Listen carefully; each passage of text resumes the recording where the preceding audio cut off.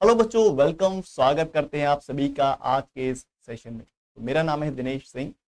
तो हम बात करेंगे यहाँ पे आज सीएसआर नेट दिसंबर में होने वाले इस एग्जाम में, यानी कि लास्ट एक मंथ में ये गलती आपको नहीं दोहरानी है पार्ट ए के अंदर। ठीक है, पार्ट ए में ये गलती ना करें। तो क्या वो कॉमन मिस्टेक्स है जो कि बच्चे, चाहे वो लाइफ साइंस के हो, chemical science, physical science, mathematical या अर्थ साइंस, किसी भी साइंसेज के बच्चे हों, तो जनरल एप्टीट्यूड यानी कि पार्ट ए को लेके उनके दिमाग में बहुत सारी चीजें चलती हैं, बहुत सारे थॉट्स चलते हैं। तो वो मिस्टेक करते हैं एग्जाम के अंदर और एग्जाम से पहले। तो क्या क्या वो चीजें हैं भाई जिसके आपको बहुत ज्यादा ध्यान रखना है? देखो, सबसे पहली बात तो है कि अवॉइडिंग जनरल एप्टीट्यूड कंप्लीटली, क्योंकि बहुत सारे बच्चे ऐसे भी मैंने देखे हैं कि कहते हैं सर पार्ट ए तो मुझे नहीं आता, पार्ट ए तो हमने कभी नहीं पढ़ा है, तो इसको हम पूरी तरह से छोड़ के आने वाले। तो सबसे बड़ी मिस्टेक तो यही कि पार्ट ए को पूरी तरह से छोड़ना, बिल्कुल नहीं छोड़ना है। यहाँ पे 4 से 5 सवाल ऐसे होते हैं जो कि हर एक बच्चा बिना पढ़े भी अगर जाए तो उन क्वेश्चंस को अपनी लॉजिकल एबिलिटी, अपनी थिंकिंग एबिलिटी, अपनी ऑब्जर्वेशन स्किल से ही सॉल्व कर सकता है। जो बेसिक अपनी जो थिंकिंग है ना, उससे भी क्वेश्चन को सॉल्व किया जा सकता है। तो अवॉइड करने का तो यानी कि उसको छोड़ने का तो भूल जाए, सबसे पहली बात। Don't ignore part. दूसरी सबसे जो ज्यादा जो मिस्टेक करते हैं बच्चे, that is not giving mock test और नॉट एनालाइजिंग।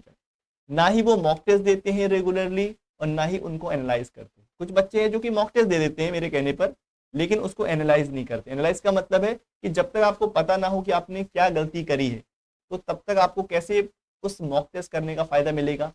कभी नहीं मिलेगा। जब आप वहां पर आधे घंटे बैठ के 20 क्वेश्चन को हल करते हो, सॉल्व करते हो, तो जो क्वेश्चन आपके गलत हुए या जिसमें ज्यादा समय लिया, क्यों समय लिया, उसके बारे में थोड़ा सा विचार विमर्श करना चाहिए। तो इसीलिए जितना इंपॉर्टेंट है मॉक टेस्ट देना, उससे भी ज्यादा इंपॉर्टेंट है उसको बैठ के एनालाइज करना। तभी आप कुछ नया उससे सीख पाते हो, जो कि गलतियां आप दोबारा से नेक्स्ट मॉक टेस्ट में नहीं दोहराओगे। ठीक है। और तीसरी चीज है spending too much time on small topics. मैं भी आपसे बहुत बार कहता हूं कि जैसे सीएसआर नेट एग्जाम के अंदर कुछ ऐसे टॉपिक्स जैसे कि प्रॉफिट लॉस है, सिंपल कंपाउंड इंटरेस्ट है, क्योंकि बहुत बच्चों को दिक्कत होती है, मेजोरिटी ऑफ द स्टूडेंट्स को।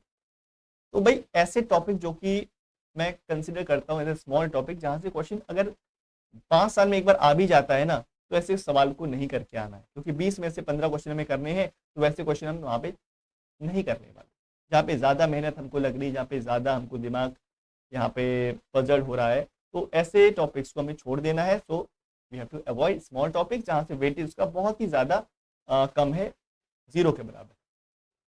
तो उसको इतना ज्यादा टूल, इतना ज्यादा इंपॉर्टेंस वहां पर हमको बिल्कुल भी नहीं देना है।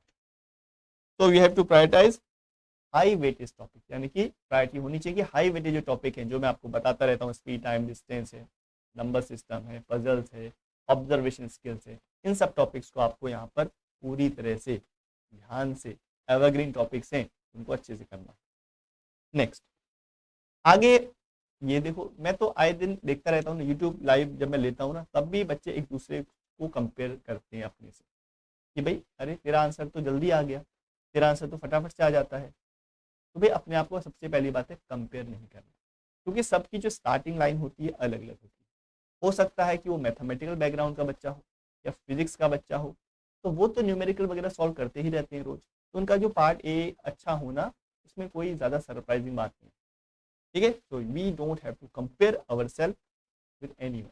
खुद से कंपेयर कर सकते हो कि कल मैंने क्या किया था, कल से बेहतर मेरा रिजल्ट आ रहा है या नंबर आ रहे हैं कि नहीं, तो वो आप कर सकते हो। लेकिन आप कभी भी यहाँ पर खुद किसी और से, तीसरे इंसान से कंपेयर, दूसरे इंसान से कंपेयर बिल्कुल भी यहाँ पे आप ना करें। ठीक है, तो ये बात समझ में आई होगी आपको।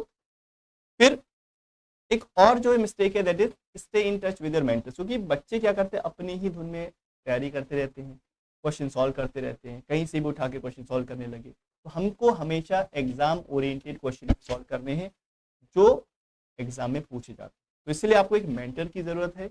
अब चाहे वो ऑनलाइन मेंटर हो, चाहे आपका कोई जूनियर, आपका सीनियर हो, या आपका कोई टीचर हो, वो हो सकता है। ठीक है, तो you have to be under the guidance of your mentor. ठीक है, चलो। तो ये तो बातें हैं कुछ कॉमन मिस्टेक्स के बारे में। अगर बात करते हैं कि भाई जो अपना प्री प्रैक्टिस क्वेश्चंस हैं जनरल एप्टीट्यूड के, ये अवेलेबल है। तो मैं आपसे कहता रहता हूँ कि भाई प्रैक्टिस करो, प्रैक्टिस करो, प्रैक्टिस करो। वो मैं कहता हूँ कि IFS ऐप के अंदर बहुत सारी चीज़ें आपको देखने को मिलेंगी, यहाँ से आप जाके चेक कर सकते हैं। ठीक है, तो IFS ऐप पर जाएं और वहाँ पर आपको बहुत सारी चीज़ें मिलेंगी। फ्री मॉक टेस्ट हैं बच्चों, फ्री मॉक टेस्ट आप यहाँ पर अवेल कर सकते हो। 10 मॉक टेस्ट आपको वहाँ पर मिलने वाले हैं। एक सेकेंड, 10 मॉक टेस्ट आपको यहाँ पर मिलने वाले हैं, तो ये आप जाके जरूर दें, this is free of cost. और साथ ही साथ बहुत इंपॉर्टेंट चीज़ है कि सुपर इमोशन बैच और पार्ट ए हम लोगों ने स्टार्ट कर दिया है। कब से? मंडे से, और ये पिछले मंडे से भी स्टार्ट है वैसे तो नया बैच तो इस मंडे से नहीं, कल से स्टार्ट हो चुका है। 20% आपको ऑफ मिल जाएगा बच्चों। यह है केवल पार्ट ए यानी कि जनरल एप्टीट्यूड का लाइव क्लास। तो आप यहाँ पर ज्वाइन हो सकते हैं, बहुत ही मिनिमल इसका प्राइस है, तो जाके एक बार जरूर यहाँ पे वेबसाइट पे चेकआउट करें। ठीक है, बाकी आपको फ्री कंटेंट कहाँ पर लेना है मैं आपको अभी बताता हूँ। तो बाकी जो फ्री कंटेंट की अगर मैं जो बात कर रहा हूँ, आपको इसके लिए क्या करना है, IFS की ऐप पर जाके आपको सीधे ज्वाइन हो जाना है।